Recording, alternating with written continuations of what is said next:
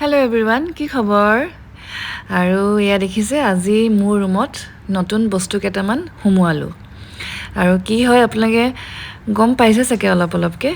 চাই থাককচোন ভিডিঅ'টো শেষলৈকে, তেতিয়া গম পাব কি হয় দেই। চাই থাকক।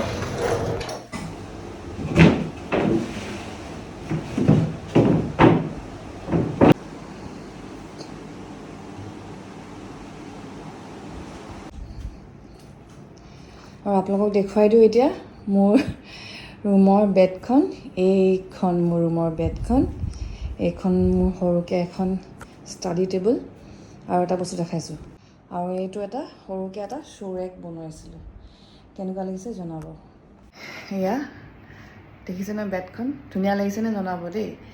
আৰু এই গোটেইকেইটা বস্তু মোৰ মাই হাৰ্ড আৰ্ণ মানি, মানে মোৰ কষ্টৰে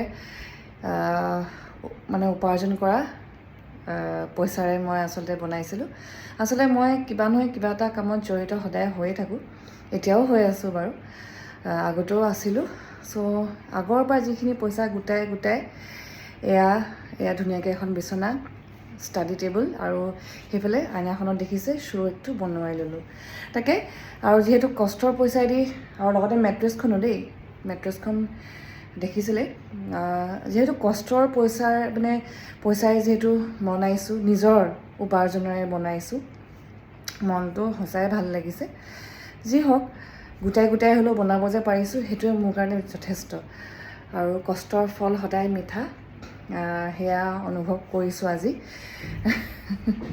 সেয়াই আৰু এইটো নহয় যে মানুহজনে দিয়া নাই মোক বা তেনেকুৱা নহয়, কিন্তু মোৰ নিজৰ ইচ্ছা থাকে নিজে ইনকামেৰে কিবা এটা বনাবলৈ। চ' এয়া বনাবলৈ মোৰ বহুত দিনৰ পৰা ইচ্ছা আছিলে। চ' এতিয়া এয়া বনোৱাই ল'লোঁ আচলতে। মইতো নিজে নাই বনোৱাই ল'লোঁ। তাকে অকণমান দেখুৱালোঁ আপোনালোকক, কেনেকুৱা লাগিছে জনাব। কি হ'ল দেখিছা, তাই মোক বেগটো লৈ আহিছে। এইকেইদিন মানে আচলতে কি হ'ল, মই মানে এই ৰুমটো খালী কৰি ৰাখিছিলোঁ। বিচনাখন, ইয়াত যোনখন বিচনা আছিলে সেইখন ল'ৰাটোৰ ৰুমলৈ শ্বিফ্ট কৰি দিলোঁ। আৰু সিহঁতৰ লগত মানে ইহঁতি বেলেগকৈ শুৱেতো। চ' যিহেতু মোৰ বিচনাখন মোৰ ল'ৰাটোৰ ৰুমলৈ শ্বিফ্ট কৰি দিলোঁ। এইটো ৰুম খালী আছিলে। চ' মই বেলেগ এখন বিচনা থৈছিলোঁ, মানে বেলেগ এটা ৰুমত। তাতে মই বস্তুবিলাক থৈছিলোঁ। এতিয়া তাই লৈ আহিছে মোৰ বেগটো। আৰু এয়া মোৰ চাই বাবা, মোৰ গুৰু, তেখেতকো এয়া থৈ দিছোঁ ধুনীয়াকৈ। কেনেকুৱা লাগিছে নিষ্টা? ভাল লাগিছে। পিছফালে কিবা কিবি অলপ হেংগিং কৰিলে ভাল লাগিব। তাকে সেয়াই আৰু দেখুৱালোঁ আজিলৈ। Bye bye.